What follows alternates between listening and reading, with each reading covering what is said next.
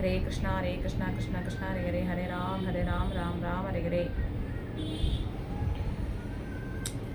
போன வாரம் 9 ஸ்லோகம் வரைக்கும் பார்த்துருந்தோம். ஏன்னா அடுத்து 10, 11 இந்த 2 ஸ்லோகத்தை பார்த்துக்கலாம். அபர்யாப்தம் தத் தஸ்மாகம் பலம் பீஷ்மாபிரஷிதம் பர்யாப்தம் த்வயிதம் ஏதேஷாம் பலம் பீமாமி ரஷிதம்.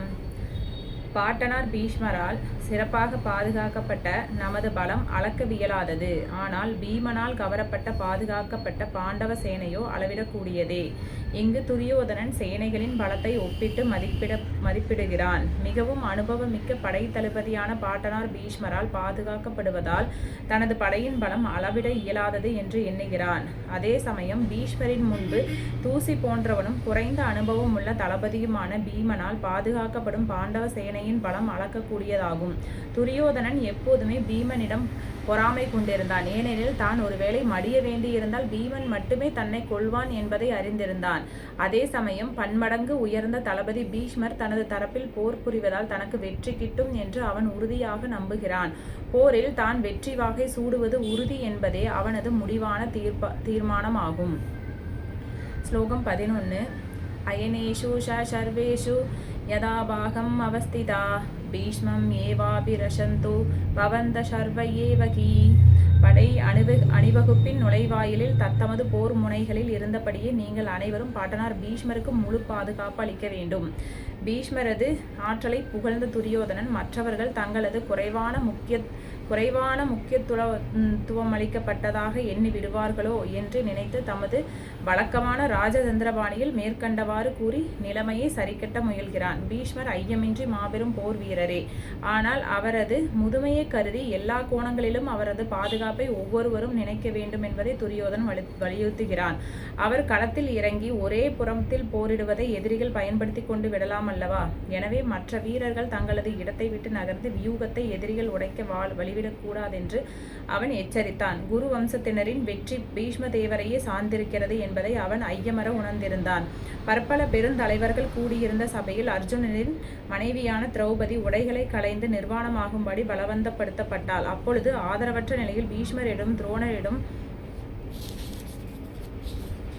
நீதிக்காக முறையிட்ட போது அவர்கள் ஒரு வார்த்தை கூட பேசாமல் இருந்தனர். எனவே போரில் அவர்களது முழு ஒத்துழைப்பை பற்றி துரியோதனுக்கு மிகுந்த நம்பிக்கை இருந்தது. இவ்விரு போர் தலைவரும் பாண்டவர்களிடம் பாசம் கொண்டவர்கள் என்பதை அவர் அறிந்திருந்த போதிலும் சூதாட்டத்தின் போது நடந்து கொண்டதை தற்போது அப்பாசத்தினை முற்றிலும் துறந்து விடுவார்கள் என்று எதிர்பார்க்கிறான். பீஷ்மரை ஏன் துரியோதன் பாதுகாக்கணும்? அவர் பலசாலி அதிரதர். இப்ப உங்களுக்கு அந்த திருதராஷ்டிரனுக்கு கீழே, அதாவது நாட்டு மன்னனுக்கு கீழே பணி செய்யறேன் அப்படின்னு சொல்லிட்டு ஒரு வாக்கு கொடுத்ததுனால துரியோதன், அதாவது கௌரவ படைகளுக்கு கூட அவர் அந்த இடத்துல பீஷ்ம பெருந்தகை அந்த இடத்துல இருக்காரு. அதாவது துரியோதன் சைடு தான் போர்ல இருக்கிறார். அவரை யாருனாலே வீழ்த்த முடியாது. அவர் ஒரு அதிரதர், மகாரதர். அவர் எந்த போருக்கு போனாலுமே அவரு தான் ஜெயிச்சுட்டு வருவார். எந்த போர்லையும் இப்ப வரைக்கும் தோல்வி கண்டதே இல்லை. அதனாலேயே துரியோதனுக்கு ஒரு பயங்கரமான நம்பிக்கை, எப்படி இருந்தாலும் நம்ம ஜெயிச்சிருவோம். ஏன்னா பீஷ்மர் இருக்கிறாரு, பிதாமகர் இருக்கிறாரு. அதனால எப்படியும் அஸ்னாபுரத்துக்கு தான் அவர் சேவை பண்ணுவாரு. நம்மளுக்கு தான் அவர் இந்த பதவி கிடைக்கிற மாதிரி பண்ணுவாரு. நம்ம தான் ராஜ்யத்தை ஆள்வோம் அப்படின்னு சொல்லிட்டு நம்பிக்கை வச்சுட்டு இருந்தா அப்படிங்களா பீஷ்மர் மேல. அதே நேரத்துல பீஷ்மரை உங்களுக்கு பிடிச்ச, அதாவது பாண்டவர்கள் எல்லாம் இருக்கிறாங்க, உங்களுக்கு பிடிச்ச உங்களோட பிள்ளைகள் எல்லாம் எதிர்த்தரப்புல இருக்கிறாங்க, பாண்டவர்கள் எல்லாம் இருக்கிறாங்க. அது அர்ஜுனர் இருக்கிறாரு, பீமன் இருக்கிறாரு, நகுலன், சகாதேவன், தர்மர், யுதிஷ்டர் இருக்கிறாரு, எல்லாருமே இருக்கிறாங்க. அதனால உங்களோட கருணை நீங்க அவங்ககிட்ட காட்டிடாதீங்க, பேர பிள்ளைங்கனாலும் காட்டிடாதீங்க, பாரபட்சமே காட்டிடாதீங்க. ஏன்னா நீங்க அஸ்னாபுரத்துக்கு தான் நீங்க சேவை பண்ணணும். ஏன்னா நீங்க அந்த சங்கல்பம் பண்ணி கொடுத்துருக்கீங்க, சத்தியம் பண்ணி கொடுத்துருக்கிறீங்க. அதனால நீங்க முழு போர் கலையும் நீங்க நம்ம அஸ்னாபுரத்து இதுக்கு தான் நம்ம முழு திறமையும் நீங்க வெளிப்படுத்தி எப்படி அந்த போர்ல ஜெயிக்க வைக்கணும் அப்படின்னு சொல்லிட்டு துரியோதனன் யார்கிட்ட, பீஷ்மர்கிட்ட போர்க்காலத்தில் கேட்டுக்கிறாப்படி. பீஷ்மரும் அதுக்கு வந்து அவங்களோட அதாவது துரியோதன் கிட்ட வந்து சரி அந்த மாதிரியே பண்ணிக்கலாம் அப்படின்னு சொல்லிட்டு சொல்கிறப்படி. அது போக பீஷ்மர் கிட்ட பேசிக்கிட்டு இருக்கிறப்பவே வந்து மற்றவங்களை எல்லாம் புகழ்ச்சி கொடுக்கறத வந்து நம்ம மற்றவங்கள தாழ்வா நினைச்சிடக்கூடாது. ஏன் அப்படின்னா இந்த இடத்துல வந்து பீஷ்மர் இருக்கிறாரு, அது போக துரோணாச்சாரியரும் அங்க இருக்கிறாரு. அவரும் வந்து நல்ல ஒரு போர்க்கலையை கத்தவர் தான். எல்லாத்துக்கும் சத்திரியர்களுக்கெல்லாம் அவர் தானே போர்க்கலைகள்லாம் கத்து கொடுக்குறாரு. ஏன்னா அவர் தானே குல குரு. ஆக்சுவலா அவர் இருக்கிறாரு, அந்த போல நிறைய பேர் இருக்கிறாங்க. அவரோட துரியோதனோட படை வந்து எப்படி படைன்னு பார்த்தீங்கன்னா கிருஷ்ணர்கிட்ட இருந்து நாராயண சேனையவே எடுத்திருக்கிறார். பாண்டவர்களோட சேனை வந்து அளக்க முடியும், ஆனா துரியோதனோட போர்ப்படை வந்து அளக்கவே முடியாது. ஏன்னா நாராயணி படை வந்து எடுத்திருக்கிற அப்படி கிருஷ்ணர்கிட்ட கேட்டு வாங்கி. அதனால வந்து அளக்க முடியாம இருந்தாலுமே வந்து அவனுக்குள்ள உள்ளூர ஒரு பயம், எல்லாத்தையும் வந்து நல்லா போர் புரியணும் தூண்டி சொல்லிக்கிட்டே இருப்பா அப்படிங்களாமா.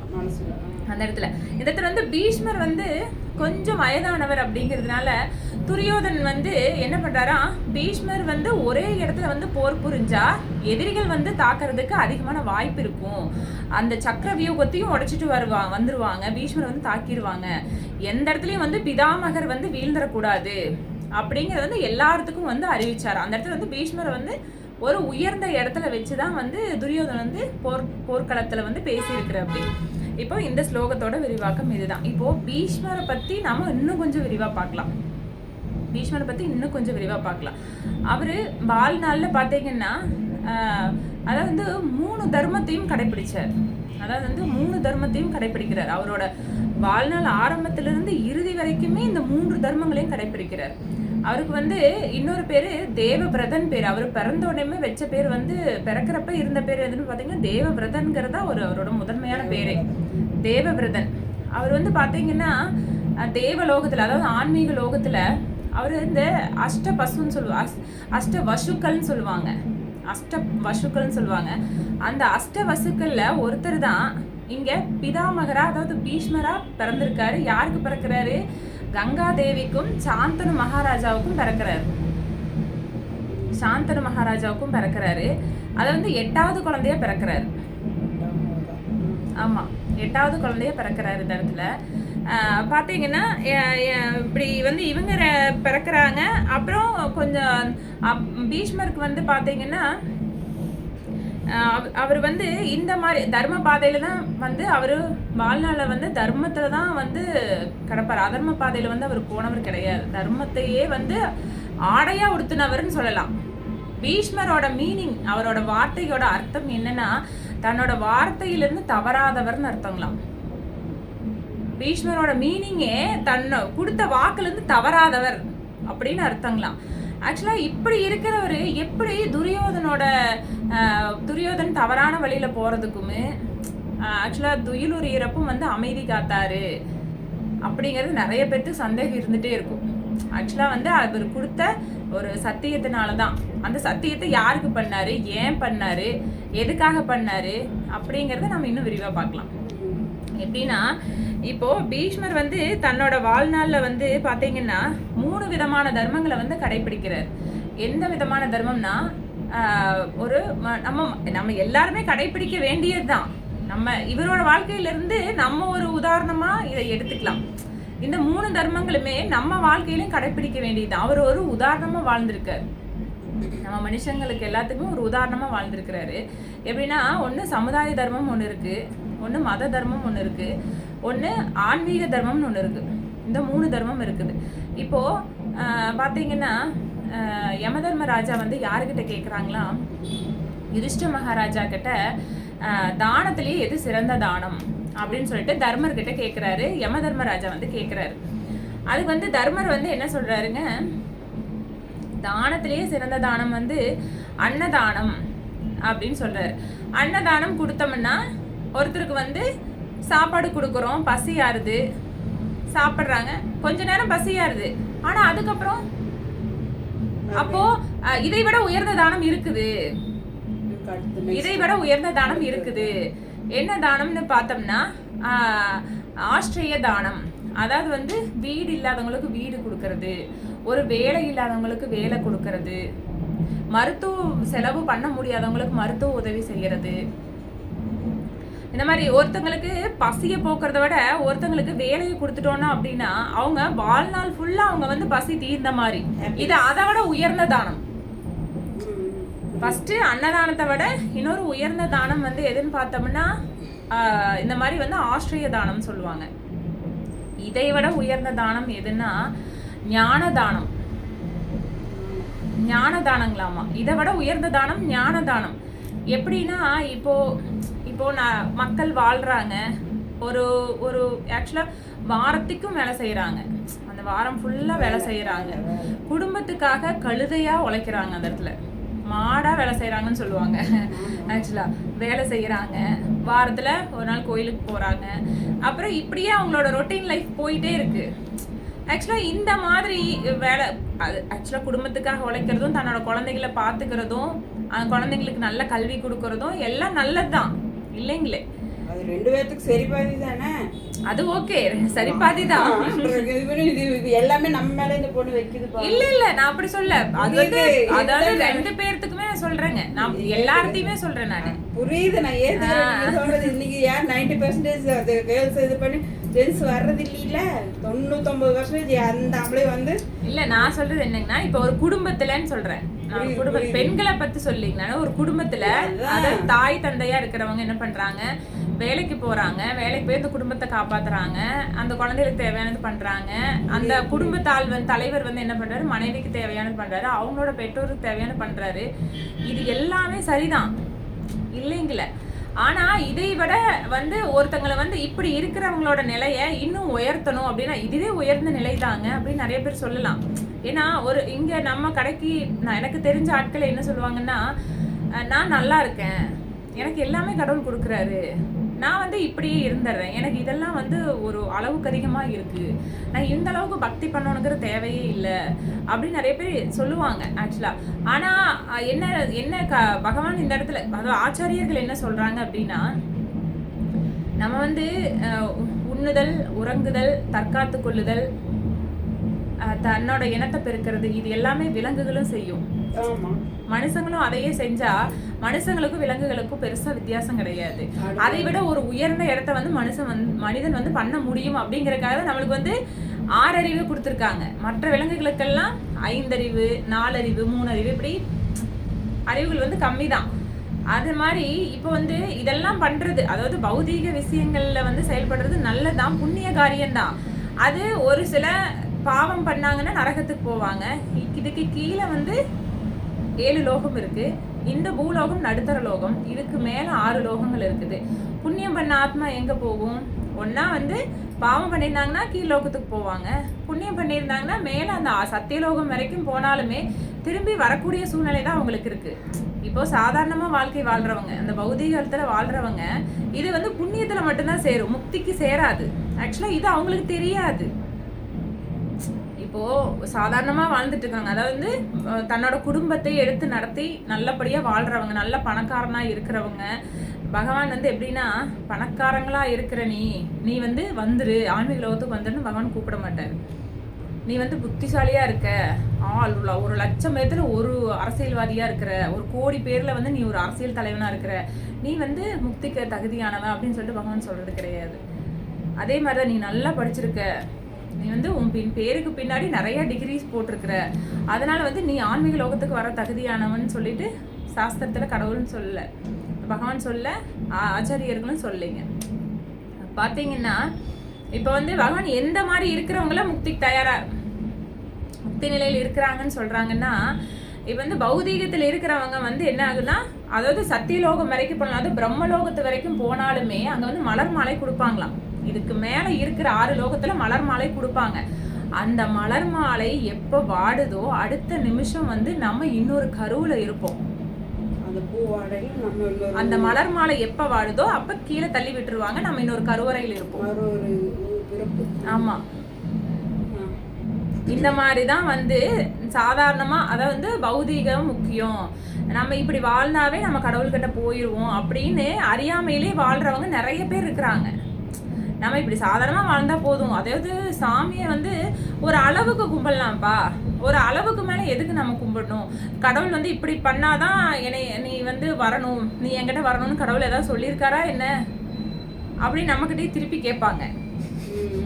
இப்படி எல்லாம் பண்ணாதான் நீ என்னை வந்து அடைய முடியும்னு அவர் சொல்லவே இல்லையே. நான் வந்து யாருக்கும் துரோகம் பண்ணல, யாருக்கும் தப்பு பண்ணல. நான் வந்து என் குடும்பம் உண்டு, குழந்தை உண்டு, நான் உண்டு, நான் என் வேலையை பார்த்துட்டு இருக்கிறேன் அப்படிங்கிறவளையும் பகவான் வந்து முக்திக்கு கூப்பிடுறதே கிடையாது. அதாவது வந்து புண்ணியத்துல சேரும். இதெல்லாமே ஒரு விதமான புண்ணிய காரியம் தான், நல்லதுதான். ஆனா இதை விட உயர்ந்ததுன்னு இருக்கு. ஆக்சுவலா இதெல்லாமே புண்ணிய தர்மத்துல தான் சேருங்களா. இது வந்து இவ்வளவு லோகங்கள் இருக்கு, இதுக்கு கீழே இருக்கிற, அதாவது இந்த பூலோகம் இருக்குதுன்னா புவர்லோகம் இருக்கு, மகர்லோகம் இருக்கு, தபோலோகம் இருக்கு. இந்த மாதிரி இதுக்கு மேல வந்து இன்னும் 6 லோகங்கள் இருக்கு.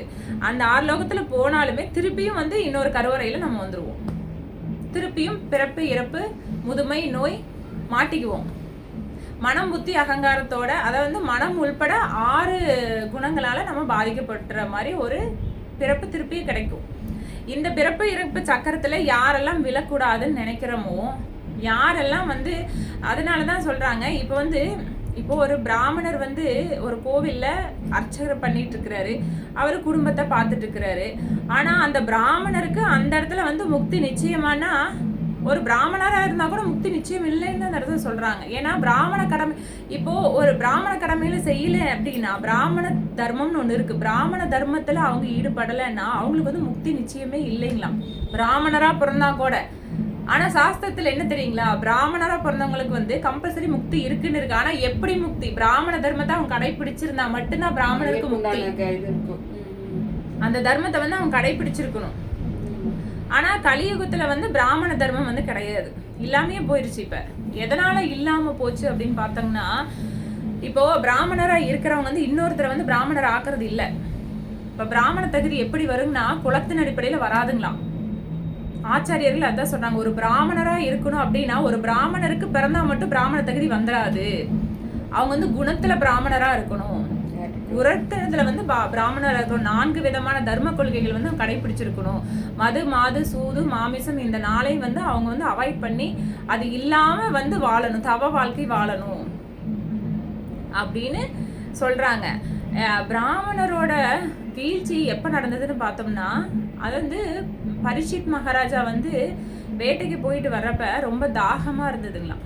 ரொம்ப தாகமா இருக்கிறப்ப ஒரு குகைக்குள்ள போயிருக்காரு. குகைக்குள்ள போறப்ப அங்க சமிக்கி மகரிஷி வந்து தவம் பண்ணிட்டு இருந்திருக்கிறாரு. தவம் பண்ணிட்டு இருக்கிறப்ப அவரு கூப்பிட்டு பார்த்திருக்காரு, எனக்கு ரொம்ப தாகமா இருக்கு. பரீட்சித் மகாராஜா ஒரு தூய்மையான பக்தர். அதாவது வந்து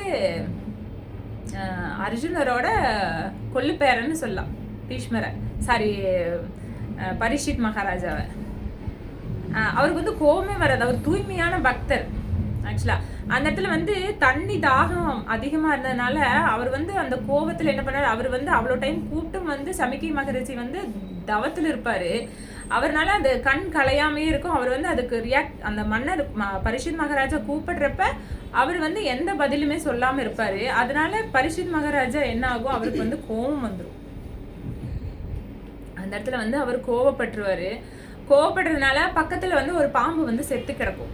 அந்த செத்து கிடக்கிற பாம்பை எடுத்து அந்த முனிவர் சமிக்கி மகரிஷி மேல வந்து போட்டுட்டு அவர் வந்து அரண்மனை தேடி வந்துடுவார். அரண்மனை தேடி வரவே அவருக்கு வந்து நம்ம ஏன் இப்படி பண்ணணும், நம்ம இந்த மாதிரி நடந்துக்கிற ஆள் கிடையாதே, நம்ம இந்த மாதிரி பண்ணியிருக்க கூடாது, தப்பு பண்ணிட்டு ஒரு முனிவர் மேல வந்து ஒரு செத்த பாம்பு எடுத்து போறது மகா தப்பு, நம்ம ஒரு அரசரா இருந்து ஒரு மன்னரா இருந்து நம்ம இந்த காரியத்தை செஞ்சிடக் கூடாது அப்படின்னு சொல்லிட்டு அவர் வருத்தப்பட்டுட்டே அரண்மனைக்கு போறாராம். அவர் வந்து சமிக்கை மகரிஷி வந்து அந்த தவம் முடிஞ்சதுக்கு அப்புறம் கண் திறந்து பாக்குறாரு, பாம்பு தன் மேல கிடக்கிறத பாக்குறாரு. பார்த்ததுன்னு என்ன நடந்ததுன்னு அவரு தவத்து மூலமா பாக்குறாரு. இந்த மாதிரி நாட்டு மன்னன் இந்த மாதிரி வந்து கேட்டிருக்காரு, நம்ம கண் திறக்கறதுனால பாம்பு எடுத்து போறோம். அவரு அதை பெருசாவே எடுத்துக்கல. அவர் வந்து அது பெருசாவே எடுத்துக்கல. ஏன்னா அவர் வந்து எல்லாம் தெரிஞ்சவர். பரீட்சித் மன்னர் வந்து தூய்மையான பக்தன். அவர் வந்து இந்த மாதிரி பண்ணியிருக்காரு அப்படின்னா பரவாயில்ல, அது அவரு ஏதோ இது பண்ணியிருக்கிறாரு, நாமளும் கண் திறக்கல, அதனால வந்து இது பரவாயில்ல அப்படின்னு சொல்லிட்டு அவர் வந்து யதார்த்தமா எடுத்துக்கிட்டாரு. ஆனா இந்த செய்தி கேட்டு அவரோட விளையாட்டு பிள்ளை ஸ்ருங்கி, அவர் பேரு விளையாண்டு பசங்களோட விளையாண்டு இருக்கிற அப்படி ஒரு நதிக்கரையோரமா தன்னோட தந்தை மேல வந்து இந்த மாதிரி பரீட்சித் மன்னர் வந்து பாம்பை வந்து கழுத்துல போட்டாரு அப்படிங்கிற செய்தி வந்து ஸ்ருங்கிக்கு போகுது. ஸ்ருங்கிக்கு போனோடனே ஸ்ருங்கி என்ன பண்றாரு, விளையாட்டு சிறுவன் சின்ன பையன், அவர் வந்து கோவத்துல என்ன பண்றாரு, அங்க இருக்கிற நதியோட தீர்த்தத்தை எடுத்து 7 நாள்ல பாம்பு கடிச்சு இறக்கணும் அப்படின்னு சொல்லிட்டு சாபம் பண்றாரு. அப்போ பிராமணர் வந்து எப்படி இருக்கணுமா, பிராமணர் வந்து சபிக்கவே கூடாது, யாரையும் சாபம் இடக்கூடாது. அப்போ ஒரு தூய்மையான பக்தரை வந்து இந்த மாதிரி சாபம் விட்டதுனால எப்ப இருந்து பிராமணரோட வீழ்ச்சி ஆரம்பிச்சுதான், கலியுகம் ஆரம்பத்திலேயே ஆரம்பிச்ச பிராமணரோட வீழ்ச்சி. இந்த ஸ்ருங்கி வந்து எப்ப சபிச்சா அப்படியோ, ஒரு நாட்டு மன்னனை சபிச்சா அப்படியோ, அப்பவே பிராமணரோட வீழ்ச்சி ஆரம்பமாயிடுச்சுன்னு சொல்றாங்க பாகவதத்துல. அப்ப வந்து பிராமண தர்மத்தை வந்து அவன் கடைபிடிக்கணும். அப்ப பிராமண தர்மம் என்ன அப்படின்னு பாத்தீங்கன்னா, இப்ப பிராமணர் வந்து யாரு வேணாலும் ஆகலாம். ஒரு பக்தி பாதையில போய் அவங்க பிராமணருக்கு உண்டான எல்லா தர்மத்தையும் அவங்க கடைபிடிச்சாங்கன்னா அவங்க தூய்மையான பிராமணர் ஆக்சுவலா. அப்ப பிராமணரா இருக்கிறவர் என்ன பண்ணணும், இன்னொருத்தரை பிராமணர் ஆக்கணும், ஞானம் கொடுக்கணும், இன்னொருத்தருக்கு ஞானம் கொடுக்கணும். இப்ப எப்படி நம்ம வந்து இப்ப ஒரு கிளாஸ் எடுக்கிறோம் அப்படின்னு சொல்லிட்டு இவங்க வந்தாங்க, இப்ப நீங்க வந்தீங்க, நீங்க ஏதோ ஒரு கனெக்ஷன் இல்லாம நீங்க இந்த இடத்துக்கு வர முடியாது. ஆக்சுவலா பாகவதமும் ஸ்ரீமத் பாகவதம் பகவத்கீதை கேட்கிற பாக்கியம் யாருக்கு இருக்கும்னா, யார் ஒருவனுக்கு வந்து பாவம் குறையுதோ அவங்களுக்கு மட்டும்தான் பகவான் தன்னை வெளிப்படுத்துவார். ஆமா, வராது. அவரோட இது வேணும், அவரோட ஆசீர்வாதம் வேணும்.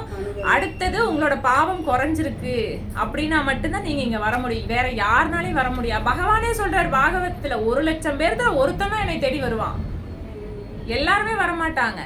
இங்க பாத்தீங்கன்னா இங்க நிறைய அந்த சர்ச் பண்றவங்க, ஆராய்ச்சி பண்றவங்க எல்லாம் எந்த கடவுளை அதிகமா கும்பிடுறாங்க அப்படின்னு சொல்லிட்டு ஒரு ஆராய்ச்சி வச்சிருந்தாங்க. ஒரு போன மாசம் அப்படி நான் ஒரு இதுல பார்த்தேன், ஒரு வீடியோஸ்ல பார்த்தேன். அதுல பாத்தீங்கன்னா நிறைய பேர் முருகரை கும்பிடுறவங்க அதிகமா இருக்காங்க, சிவபெருமானை கும்பிடுறவங்க அதிகமா இருக்கிறாங்க, துர்கா தேவி கும்பிடுறவங்க அதிகமா இருக்கிறாங்க, இப்படின்னு எல்லாத்தையும் பிரிச்சு போட்டிருந்தாங்க. அதுல பாத்தீங்கன்னா கிருஷ்ணர் கும்பிடுறவங்க இருக்காங்க, ஆனா கொஞ்சம் கம்மியான பேர் தான் இருக்கிறாங்க. அப்ப இதுல இருந்து நம்ம தெரிஞ்சுக்கலாம், நம்ம என்ன தெரிஞ்சுக்கலாம்னா, பகவான் சொல்றது ஒரு நிதர்சனமான உண்மை. யாருமே பக்தி பாதையில வரமாட்டாங்களாம். அவங்களுக்கு வந்து என்னன்னா, அந்த பாவம் குறையாத வரைக்கும் இது வந்து ஒரு பெரிய விதமாவே அவங்களுக்கு தெரியாதான். அந்த ஜடத்திலிருந்து ஜட கலங்கத்திலேயே இருப்பாங்க, அவங்க ஹிருதயத்துல வந்து கலங்கம் இருந்துட்டே இருக்குமா. அந்த பாவம் இருக்க வரைக்கும் அவங்களோட ஹிருதயத்துல வந்து அந்த கலங்கம் இருந்துட்டே இருக்குமா. அந்த கலங்கம் இருக்கிற வரைக்கும் ஜென்மமா சேர்த்து வச்சிருந்த கலங்கம், அது கூட இந்த ஜென்மத்துல இல்லைங்க, ஜென்மமா வருமா அந்த கலங்கம். எப்படி தெரியுங்களா, இப்போ ஒரு ஒரு ஒரு கெட்ட ஒரு குப்பை கொட்டி இருக்கு ஒரு இடத்துல, அந்த கெட்டதுல இருந்து அந்த காத்து அந்த குப்பை கிட்ட போச்சுன்னா அந்த கெட்ட நாத்தத்தையும் அந்த காத்து என்ன பண்ணும், எல்லா பக்கம் கொண்டு வரும். அதே ஒரு மல்லிகைப்பூ தோட்டம் இருந்துச்சுன்னா அந்த காத்து போச்சுன்னா அந்த மல்லிகைப்பூ வாடையும் ஒரு பக்கம் கொண்டு வரும். அதே போலதான் ஒரு உடம்ப விட்டுட்டு நாம இன்னொரு உடம்ப எடுத்தோம்னு வச்சுக்கோங்களேன், அதே குணநலங்களோட சில குணங்கள், நான் எல்லாத்தையும் இல்ல, சில குணங்கள் நம்ம தீர்க்க முடியாத அந்த ஆசைகள் எல்லாம் இருக்கு தெரியுங்களா, அந்த ஆசைகள் எல்லாம் எடுத்துட்டே தான் நம்ம பிறப்போமா திருப்பியும் ஆமா, அதையும் எடுத்துட்டே தான் நம்ம பிறப்போமா. அப்போ இந்த ஆசைகள் எங்க இருந்து வந்தது, ஜென்மமா வந்துட்டு இருக்கு, இப்ப வந்தது கிடையாது. அப்போ அவங்க வந்து திடீர்னு நீங்க பக்தி பண்ணுங்க, இதெல்லாம் பண்ணுங்க அப்படின்னு சொன்னா ஓரளவுக்கு நம்ம சொல்லலாம். ரொம்ப போயிட்டு அவங்கள ஃபோர்ஸ் பண்ணி நம்ம சொன்னோம்னா அவங்க கேட்க மாட்டாங்க. அப்போ கேட்காதவங்களுக்கு வந்து நம்ம ஃபோர்ஸ் பண்ணி சொல்ல முடியாது. நம்ம சொல்லலாம், எல்லாத்துக்கும் சொல்லுவோம். 100 பேர்த்துல சொன்னா 2 பேர் தான் வருவாங்க. அந்த கேட்கறதுக்கு ஈடுபாட யார் கொடுக்குறாங்கன்னா பகவான் கொடுப்பாரு. அந்த ஈடுபாடு நிறைய பேருக்கு வராது, சிலருக்கு வரும், சிலருக்கு வராதுங்க. அது வராத காரணம் என்னன்னா, அவங்க கிட்ட கலங்கம் இருக்கு, அவங்க நோயில இருக்காங்கன்னு அர்த்தம், அவங்க ஒரு வியாதியில இருக்காங்கன்னு அர்த்தம்லாம். பிரபுபாத் அதான் சொல்றாரு, பகவானை பத்தி கேட்டா அவங்களுக்கு ஈர்ப்பு வரலைன்னா அவன் மிகப்பெரிய வியாதியில இருக்கான். அதாவது ஜட வியாதிங்க, அதாவது வந்து குடும்பப்பற்று அதிகமா இருக்கு, குடும்பப்பற்று இந்த வெளிப்பற்று அதிகமா இருக்கு, அதனால வந்து அவங்களுக்கு அதுல ஈர்ப்பு வரல. சுயநல பொறாமைகள். பொறாமைங்கிறத விட இது வந்து அவனுக்கு சலிப்பா இருக்கு. வெறுப்புன்னு சொல்றத விடங்க வேற இதுல ஈடுபாடு அதிகமா இருக்கும் அவங்களுக்கு. ஒரு சினிமாவில ஈடுபாடு அதிகமா இருக்கலாம், இல்ல சின்ன பசங்களா இருந்தா பெண்கள் அவங்களோட வயசு இதுல வந்து அவங்களோட செட்டுகள்ல ஒரு ஈர்ப்பு அதிகமா இருக்கும். அதை வந்து பெருசு நினைச்சிட்டு இருப்பாங்க. ஆனா அதை விட அதை வந்து ஒரு மனைவி கொடுக்காத இன்பத்தை விட, ஒரு கணவன் கொடுக்குற இன்பத்தை, ஒரு நண்பன் கொடுக்குற இன்பத்தை விட, ஒரு காதலி இவங்க கொடுக்குற இன்பத்தை விட, ஒரு குழந்தை ஒரு தாய்க்கு கொடுக்குற இன்பத்தை விட அதிகமான இன்பம் வந்து பகவானுக்கு பக்தி செஞ்சா வருங்கிறத அவங்களுக்கு தெரியாதனாலதான் அவங்க இங்க வர்றதில்லை. நம்ம பகவத்கீதை கிளாஸ் இருக்குன்னு சொன்னா யாரும் வராத காரணம் என்ன, அதை விட உங்களுக்கு ஒரு உயர்ந்த ஒரு ஹையஸ்ட் டேஸ்ட் கிடைக்கும் அப்படின்னு சொன்னா அவங்களுக்கு அது ஆரம்பத்துல புரியாதுதான். ஏன்னா அது அவங்க அறியாமையில் இருக்கிறாங்க. அவங்கள சொல்லி நம்மளுக்கு, ஏன்னா நம்ம பகவத்கீதை கிளாஸ் எடுக்கிறனாவே ஒன்றும் இல்லை. இப்போ நீங்கள் ஒரு கல்யாணத்துக்கு போய் பகவத்கீதை புக்கை வந்து அவங்களுக்கு கிஃப்ட் பண்ணுங்க.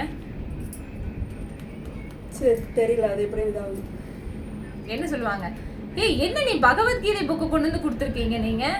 அவங்க வந்து என்ன இப்பதான் கல்யாணமே ஆகுது அதுக்குள்ள பகவத்கீதை புக் கொண்டு வந்து கொடுக்கு. ஆக்சுவலா பகவத்கீதை புக்கு வந்து நம்மளுக்கு வந்து ஒரு மேனுவல் புக். எப்படி ஒரு ஃப்ரிட்ஜுக்கு ஒரு ஏசிக்கு ஒரு மேனுவல் புக் இருக்கோ, ஒரு ஃப்ரிட்ஜுக்கு ஒரு ஃபேனுக்கு எப்படி ஒரு மேனுவல் புக்கு கொடுத்துருக்காங்களோ, அதே மாதிரி இந்த பாடிக்கு உண்டான மேனுவல் தான் பகவத்கீதை. ஆனா புரிஞ்சுக்கிறவங்க அது என்ன, துறவு வாழ்க்கைக்கு தான் அது பகவத்கீதை நினைச்சுக்கிறாங்க. வாழ்றக்கே உங்களுக்கு அந்த பகவத்கீதை வேணும். அதுலயே வந்து நண்பனா தோழியா அதுதான் பகவத்கீதை வந்து ஒரு மேனுவல் புக்கு அப்படிங்கிறது வந்து நிறைய பேருக்கு தெரியாது. என்ன நினைச்சுக்கிறாங்கன்னா, இது வந்து ஒரு ஸ்டேஜுக்கு மேலதான் படிக்கணும், 50 வயசுக்கு மேலதான் நம்ம வந்து இதுக்குள்ளேயே போகணும் அப்படின்னு நிறைய பேர் நினைச்சுக்கிறாங்க. நிறைய பேர் அப்படி நினைச்சுக்கிறாங்க. பகவத்கீதை புக்கு கொண்டு நீ கிஃப்ட் பண்ணுங்க, தெரிஞ்சவங்க அதை வாங்கிக்குவாங்க. ஆனா தெரியாதவங்க என்ன பண்ணுவாங்க, இது நீ இப்பவே பகவத்கீதை புக்கை வாங்கிட்டு வந்து கிஃப்ட் பண்ணிக்க. அவங்க இப்பதான் கல்யாணமே ஆகுது, ஆனா டெய்லி எடுத்து படிங்க. ஆனா எந்த மாதிரி புக் வச்சிருக்கீங்கன்னு பாக்கணும். பின்னாடி பிரபுபாதரோட இதா அப்படின்னு பாருங்க, அதுதான் ஒரிஜினல். உண்மையுருவில் இருக்கும், அதுதான் ஒரிஜினல். நான் இதெல்லாம் டிவில ராமாயணம் மகாபாரத்துல ஓரளவுக்குள்ள கேட்டு அப்புறம் கோயிலுக்கெல்லாம் போறல பெருமாள் சிலது புரியும் சிலது புரியாது. அதனாலதான் சில நேரம் அந்த கேள்வி இது பண்ணி அப்பயே அந்த ஸ்டாப் பண்ணி அப்பயே உங்களுக்கு கேள்வி கேட்க. இல்ல அது தப்பு இல்லைங்கக்கா. இப்ப என்ன புக்குன்னு பாத்துட்டு படிங்க. படிக்கவே வேண்டாம், நான் கோயில்ல இருந்து ஒரு புக் உங்களுக்கு வாங்கிட்டு வந்தேன். அதுதான் அது பின்னாடி இருக்கான்னு பாருங்க. ஏன்னா அதுதான் சீட பரம்பரையில இருந்து வந்தது. கிருஷ்ணாவில இருந்து வந்து நாரதர் இந்த மாதிரி மத்வாச்சாரியர் இந்த மூலமா கிருஷ்ணாவில இருந்து வந்தது உண்மையுருவில். அதுதான் பின்னாடி வந்து ஸ்ரீல பிரபுபாதன் போட்டிருக்குங்க. அதுதான் ஒரிஜினல். புரியுது. இல்ல நமக்கு வந்து இங்க வீட்டுல 3/4 90% எனர்ஜி போயிடுது, ஒரு 10% வச்சு இப்படியெல்லாம் உட்கார முடியாது. இந்த பொண்ணுங்கிறதுனால உட்காந்து இருக்கிறனால இதாகுது. நான் என் மைண்டு பூரா வேற உட்காந்து சுத்து இருந்தாலும் நான் போன இது பண்ணிட்டு உட்காந்துட்டு இருக்கேன். கேளுங்க. அப்புறம் அத வந்து ஞான தானம் தான் இருக்கிறதுலயே மிக உயர்ந்தது. அதாவது ஒரு பிராமணர் வந்து இன்னொருத்தரை வந்து பிராமணர் ஆக்கணும். அப்ப வந்து பிறப்பு இறப்பு முதுமை நோய் இதுல இருந்து அவங்க வந்து விடுதலை ஆவாங்க. நிரந்தரமான ஒரு விடுதலை எதுன்னா ஞானதானம் தான் மிக உயர்ந்தது அப்படின்னு சொல்லிட்டு யுதிஷ்ட மகாராஜா வந்து யமதர்மராஜாக்கு சொல்றாரு. அவர் கேட்ட கேள்விக்கு யமதர்மராஜா வந்து என்ன கேட்கிறாரு, தானத்திலேயே எது சிறந்த தானம்னு கேட்கிறாரு.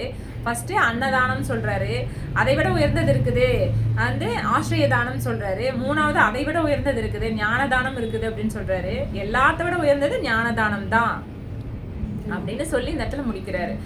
அப்போ வந்து ஞானதானம் தான் எல்லாத்துக்குமே உகந்தது அப்படிங்கிறது யுதிஷ்டர் சொன்ன பதில்னு நம்ம தெரிஞ்சுக்கலாம் இந்த இடத்துல. நம்ம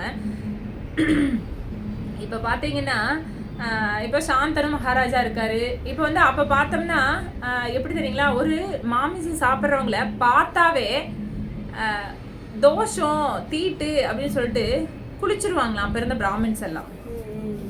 அதுல சூத்திரர் வந்து அந்த வழியா வந்தாங்கன்னா, நான் வந்துட்டு இருக்கிறேன் யாரும் வெளியில வராதீங்க அப்படின்னு அந்த சூத்திரர் வந்து அந்த பாதையில் நடந்து போவாராம். ஏன்னா பார்த்தா கூட தீட்டு. அப்போ அந்த மகாபாரத காலத்துல ராமாயண காலத்துல வந்து பார்த்தாவே தீட்டுன்னு இருந்த காலம் அது. அப்ப பாத்தீங்கன்னா இந்த மாமிசம் சாப்பிட்றவங்க, நாக அடக்க முடியாத இருக்கிறவங்க எல்லாம் ஊருக்கு வெளிப்புறமா தான் வச்சிருப்பாங்களாம். ஊருக்கு வெளிப்புறமா தான் வச்சிருப்பாங்களாம். அப்ப வந்து மீனவர் குடும்பங்கள் எல்லாம் நிறைய இருந்துச்சு மகாபாரத காலத்துல இருந்ததுங்களாம். அந்த மாமிசம் சாப்பிட்றதுக்குன்னே அவங்க எல்லாம் மலைக்கு ஒதுக்குப்புறமா அந்த ஊருக்கு ஒதுக்குப்புறமா வச்சிருவாங்களாம். அப்போ வந்து மன்னன் என்ன பண்ணுவார், மன்னர் வந்து அந்த வழியே வந்து மனம் வருவார், மக்கள் எல்லாம் எப்படி இருக்காங்க அப்படின்றது வருவாங்க. அப்போ வந்து மகாராஜா இருந்தவர் சாந்தனு மகாராஜா. அப்போ வந்து வலம் வராரு, சத்தியவதியை பார்க்குறாரு. சத்திய வந்து அழகான பெண். ஆக்சுவலாக சத்தியவதி வந்து ரொம்ப அழகான பெண், குணவதி, ஆக்சுவலாக எல்லாத்துக்கும் தகுதியானவங்க. அதை வந்து பார்த்துட்டு சாந்தனு மகாராஜாவுக்கு வந்து அவங்கள வந்து திருமணம் பண்ணணுங்கிற ஒரு ஆசை இருந்துச்சு. ஆசை வருது. அது வந்து சத்தியவதி கிட்ட கேட்குறாங்க. சத்தியவதிங்களும் வந்து சரி அப்படின்னு கல்யாணம் பண்ணிக்கிறதுக்கு வந்து சம்மதம் தெரிவிக்கிறாங்க. ஆனால் இதில் என்ன பார்த்தீங்கன்னா, அப்போ இருந்த மன்னர்கள் வந்து எத்தனை பெண்களை வேணாலும் கல்யாணம் பண்ணிக்கலாம், திருமணம் பண்ணிக்கலாம் அப்படிங்கிற ஒரு இருந்துச்சு. அப்போ இருந்த மன்னர் காலத்தில் வந்து அந்த மாதிரி ஒரு சட்டத்திட்டங்கள் இருந்துச்சு. பார்த்தீங்கன்னா இந்த மாதிரியான சூத்திர பெண் தானே ஆக்சுவலாக சத்தியவதி. ஒரு சில சூத்திரர்களை வந்து நாட்டு மன்னன் வந்து திருமணம் பண்ணிக்க மாட்டாங்க. ஆனால் இந்த இடத்துல வந்து சத்தியவதி வந்து பிடிச்சு போனதுனால, சத்தியவதியை வந்து சாந்தனு மகாராஜாவுக்கு பிடிச்சு போனதுனால வந்து அவர் கேட்குறாரு. சத்தியவதியும் வந்து ஓகே அப்படின்னு சொல்கிறாங்க. சரின்னு சொல்லிட்டு சாந்தனு மகாராஜாவும் வந்து அதை கேட்டு அரண்மனைக்கு போகிறாரு. போயிட்டு பீஷ்மர் வந்து அப்போது அங்கே வந்து பட்டாபிஷேகம் நடத்திடலாம். ஆக்சுவலி இளவரச பட்டாபிஷேகம் வந்து பீஷ்மருக்கு வந்து நடத்திடலாம். ஏன்னா வந்து கங்கா தேவிக்கும் சாந்தனு மகாராஜாவுக்கும் முன்னாடியே பிறந்தவர் தான் வந்து பீஷ்மர். ஆக்சுவலாக தேவவிரதன் அவர் வந்து இளவரசு பட்டம் பெறக்கு அந்த வயது வந்த தருணத்தினால வந்து இளவரசு பட்டத்துக்கு எல்லாம் தயாராகிட்டு இருந்த தருணம் அது. அந்த டைமில் வந்து அந்த சந்தோஷத்தையும் வந்து அடுத்த நாள் வந்து என்ன பண்ணுறாரு, சாந்தனு மகாராஜா வந்து சத்யதேவிக்கு வந்து இந்த மாதிரி வந்து பீஷ்மர் வந்து என்னோட மகன், அவருக்கு வந்து இளவரச பட்டம் வந்து சூட்ட போகிறோம் அப்படிங்கிறது வந்து தகவல் வந்து எப்படியும் வந்து சத்தியவதிக்கும் போகுது. போனங்காட்டி வந்து சரி சாந்தனு மகாராஜா ரொம்ப சந்தோஷமாக வந்து இந்த மாதிரி இளவரசு பட்டம் வந்து பீஷ்மருக்கு வந்து சூட்ட போகிறோம் அப்படிங்கிறதையும் சொல்லிட்டு அடுத்து வந்து திருமணம் வந்து பண்ணிக்கலாம் அப்படிங்கிறதையும் வந்து சந்தோஷமாக அவர் வந்து சொல்கிறதுக்காக வராரு. அந்த நேரத்தில் வந்து சத்தியவதி வந்து இல்லை இந்த திருமணம் நடக்காது அப்படின்னு சொல்கிறாப்படி. அவர் பார்த்தீங்கன்னா என்ன காரணம் அப்படின்னு கேட்காட்டி, இல்லை உங்களோட மகன் தானே வந்து ஆட்சி புரிவாங்க, இப்போ நானே கல்யாணம் நம்ம 2 பேருமே வந்து திருமணம் பண்ணிட்டாலும் பீஷ்மர் தானே வந்து இந்த இடத்துல வந்து மன்னராக இருப்பா, அப்படி என்னோட மகன் தான் வந்து ஆட்சி புரியணும் அப்படிங்கிட்டு, இல்லை அது முடியாது அப்படின்னு சொல்லிட்டு சாந்தனு மகாராஜா வந்து அரண்மனைக்கு திரும்பி போயிடுறாரு. ரொம்ப சோகமாக திரும்பி போகிறாரு. ஏன்னா சத்தியவதி மேலே ஆசைப்பட்டதுனால சோகமாக திரும்பி போகிறாரு. அவர் சரின்னு சொல்லிட்டு ஏன் இந்த சோகத்துக்கு காரணம் அப்படின்னு சொல்லிட்டு பீஷ்மர் வந்து இளவரசர் பட்டத்துக்கு வந்து அங்கே எல்லாமே நடந்துக்கிட்டு இருக்கு.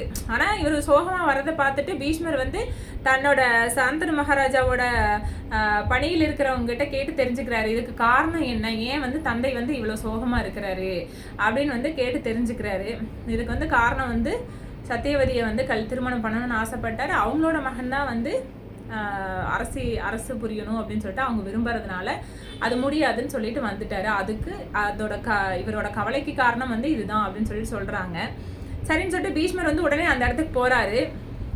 போயிட்டு சத்தியவதியோட தந்தையை சந்திக்கிறாரு. முதல்ல தந்தை வந்து சந்திக்கிற அப்படி இந்த மாதிரி வந்து நான் வந்து நீ வந்து என்னோட தந்தைக்கும் சத்தியவதி தாயாருக்கும், ஏன்னா தாயார் தானே இனி ஆக போறாங்க இல்லையா, அப்படி வந்து தாயாருக்கும் பிறக்க போட மகனை வந்து ஆட்சி புரியட்டும், எனக்கு அந்த ஆட்சி வேணாம், நான் வந்து அவங்களே ஆட்சி புரியட்டும், எனக்கு அந்த ஆட்சி வேண்டாம், நான் வந்து சங்கல்பம் பண்ணி தரேன், சத்தியம் பண்ணி தரேன் அப்படின்னு சொல்லிட்டு பீஷ்மர் சொல்றாரு. அது எப்படிப்பா நீ இப்போ வந்து சொல்லிடுவீங்க, ஆனால் வந்து ஒரு காலம் கடந்து போறப்ப வந்து உங்களுக்கே ஒரு ஆசை வந்தால, ஏன்னா உங்களுக்கு திருமணம் ஆகும், உங்களுக்குன்னு ஒரு சந்ததி வரும், அந்த சந்ததி வரப்போ உங்களோட மகன் வந்து நீங்க ஆட்சி புரியும் நீங்க ஆசைப்படுவீங்க இல்லையா, இது வந்து சாத்தியப்படாது அப்படின்னா நான் திருமணமே பண்ணிக்கல, திருமணம் பண்ணாதான் அது நடக்கும், நான் திருமணமே பண்ணிக்கல அப்படின்னு சொல்றாரு. அதெல்லாம் வேண்டாம், இந்த திருமணம் வந்து நடக்காது அப்படின்னு சொல்லிட்டு அவங்களோட சத்தியவதியோட தந்தை சொல்றாங்க. இல்லை நடக்கும், நான் வந்து இப்போ சங்கல்பம் பண்றேன், இந்தோட நிலம் நீர் இந்த வானோட சாட்சி, ஆகாயம் சாட்சியா, அந்த பஞ்சபூதங்களோட சாட்சியா, இந்த நீர்நிலைகளோட சாட்சியா நான் இன்னையிலேருந்து பிரம்மச்சரிய விரதம் வந்து எடுக்கிறேன், நான் இன்னையிலேருந்து திருமணம் பண்ணிக்க மாட்டேன் அப்படின்னு சொல்றாரு. உங்களோட சந்ததிகளே வந்து அஸ்னாபுரத்து அரண்மனையை அலங்கரிக்கட்டும், அவங்களுக்கு கீழே இருந்து நான் வந்து பணியாற்றுகிறேன் அப்படின்னு வந்து இந்த இடத்துல வந்து பீஷ்மர் வந்து சபதம் எடுக்கிறாரு.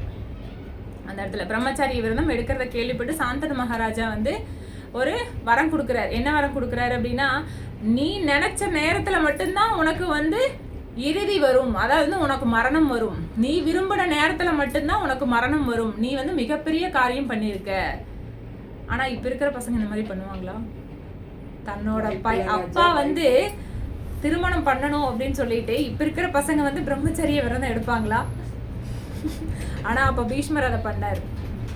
ஆக்சுவலா பீஷ்மர் வந்து தன்னோட கொடுத்த வாக்குல இருந்து நிலை பிறலாதவர். ஆக்சுவலா பீஷ்மர் வந்து அவரோட கொடுத்த வாக்கை வந்து அப்படி கட்டி காப்பாத்துவாருங்களாம். அவர் வந்து தர்மம் தான், அவர் கொடுத்த வாக்கு தர்மத்து பாதையில் இருக்கும் அப்படிங்கிறது வந்து ஆச்சாரியர் வந்து அவரோட ஸ்ரீமத் பாகவத்துல வந்து நிறைய இடத்துல குறிப்பிட்டிருக்காங்க. ஆக்சுவலா அதுக்கப்புறம் பாத்தீங்கன்னா இந்த மாதிரி இருக்கு. சத்தியவதிக்கும் சாந்தனு மகாராஜாவும் கல்யாணம் ஆகுது. இவர் பிரம்மச்சரியம் விரதம் எடுத்துடுறாரு. அவங்களுக்கு பிறக்கிற பசங்க எல்லாருமே பாத்தீங்கன்னா யாருமே ஆட்சி புரியறதுக்குண்டான தகுதியே இல்லாம தான் பிறக்கிறாங்க. யாரெல்லாம் பிறக்கிறாங்க? விசித்திர வீரியன் பிறக்கிற அப்படி, சித்ராங்கதன் பிறக்கிற அப்படி, திருதராஷ்டிரன் பிறக்கிற அப்படி, பாண்டு பிறக்கிற அப்படி, யாருமே வந்து ஆட்சி புரியறதுக்கு உண்டான எந்த ஒரு தகுதியுமே இல்லாம பிறக்கிறாங்க. இதை எல்லாத்தையும் பார்த்துட்டு, ஏன்னா ஒரு முழுமையானவன் தான் வந்து நம்ம அரண்மனையை அலங்கரிக்க முடியும், அந்த மன்னரோட இடத்த வந்து அலங்கரிக்க முடியும். முழுமையே இல்லைன்னா அந்த இடத்துல வந்து ஒரு குறையாவே இருந்தா, முழு தகுதிகளும் திறமைகளும் இருந்தாதான் அந்த மன்னருக்கு உண்டான மதிப்பு வரும். அந்த இடத்துல எல்லாருமே ஏதோ ஒரு குறையோடயே இருக்காங்க. அப்ப சத்தியவதி இதெல்லாம் பார்த்துட்டு என்ன கேட்கிற அப்படி, பீஷ்மர் கிட்ட, நீங்க ஏதோ ஒரு சமயத்துல என்னோட தந்தை வந்து உங்ககிட்ட வந்து சத்தியம் வாங்கிட்டாங்க, அந்த சத்தியம் வாங்கினதாவே இருக்கட்டும், அது முடிஞ்சிருச்சு, அவங்களும் இறந்துட்டாங்க. சாந்தனு மகாராஜா அந்த டைம்ல இல்ல, இறந்துட்டாரு. அவங்கள சத்தியவதியோட தந்தையும் வந்து இறந்துட்டாங்க. அதனால வந்து நீங்க பிரம்மச்சரியம் விரத விட்டுட்டு நீங்க ஒரு திருமணம் பண்ணி நீங்க ஆட்சி புரியுங்க. நீங்க ஒரு ஆட்சி, ஏன்னா மன்னரா இருக்கிறவங்களுக்கு வந்து ஒரு குடும்பம் இருக்கணும், அப்ப ஒரு ஃபேமிலியோட இருக்கு, மன்னரா இருக்கணும். அது வந்து ஒரு ஃபேமிலியோட இருந்தாதான் அது முழுமையான ஒரு ஆட்சியா இருக்குங்கிறதுனால ஒரு திருமணம் பண்ணணும். புரிஞ்சுக்கிறது இல்லையா? அதுக்கு என்ன பண்றது? எனக்கு அவங்க வீட்டுல கவுதராவது நீ சொல்றது. அப்புறம் திருமணம், அதாவது ஒரு ராஜாவா இருங்க, நீங்க வந்து மன்னர் ஆயிருங்க அப்படின்னு சொல்லி சத்தியவதி எவ்வளவோ ரெக்வஸ்ட் பண்ணி கேட்கிற அப்படி, பீஷ்மர் கிட்ட எவ்வளவோ ரெக்வஸ்ட் பண்ணி கேட்கிற அப்படி. ஆனா பிதாமகர் இந்த இடத்துல வந்து என்ன சொல்றாருன்னா, நான் வாக்கு கொடுத்தப்ப இருந்தவங்க இருந்தாலும் சரி இறந்திருந்தாலும் சரி அதை பற்றி எனக்கு கவலை இல்லை. ஆனா நான் கொடுத்த வாக்கு தான், எனக்கு அந்த வாக்குல இருந்து என்னால மீற முடியாது.